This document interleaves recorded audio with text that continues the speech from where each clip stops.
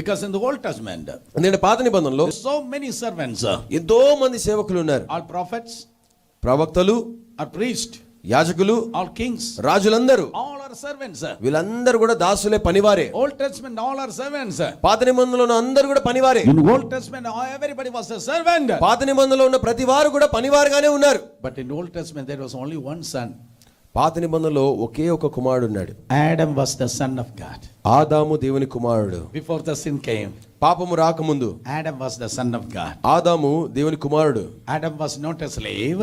ఆదాము పనివాడు కాదు. Adam was the son. ఆదాము కుమారుడు. But what happened?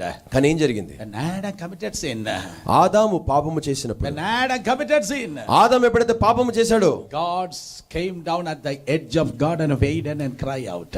దేవుడు ఆ ఏదెను తోటకు ఆ అంచునకు వచ్చి ఆయన మొరపెడుతున్నాడు. Father God cry out. తండ్రి దేవుడు కేకలు పెడుతున్నాడు. Man committed sin, Father God cried.